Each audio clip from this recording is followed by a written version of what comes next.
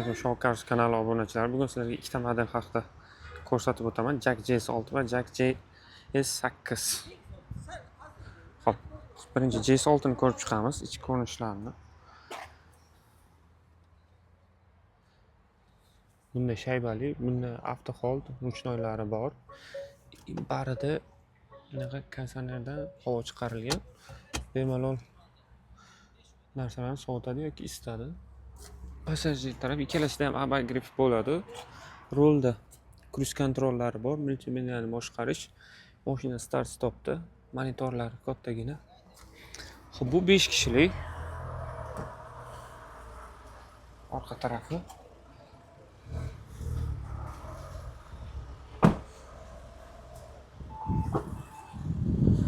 Orqasi elektronli ochiladi.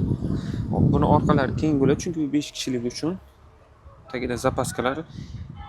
Bu yoqda propan qo'ydirsa, bemalol tabletkalari ham tushadi. Motori 1.5 turbina.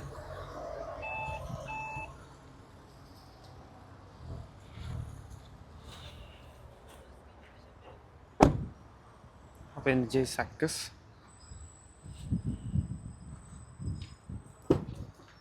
J8. Hop. Bunda rollar ham xuddi shunaqa, faqat bunda bitta ortiqcha funksiyasi bor, qo'shimcha.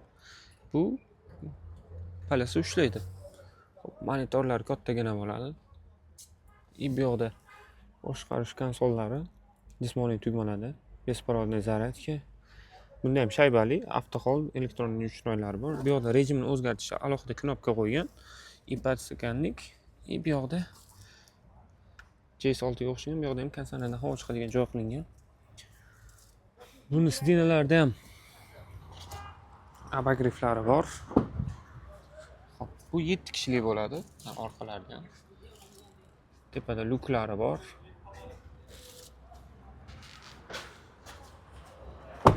Diskasi 19 bo'ladi, JS6 da 18 bo'ladi. Bagajlarni ochilish.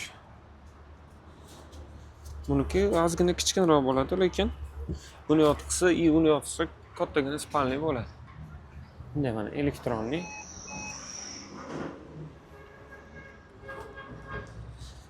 Uning tashqi ko'rinishi. Ikkalasida monoqoshlari bor. Xo'p, JS6 rastrojkaga qilib beriladi, JS8 faqat avtokredit yoki naqdga chiqariladi. Ikkalasi ham shot spravkada.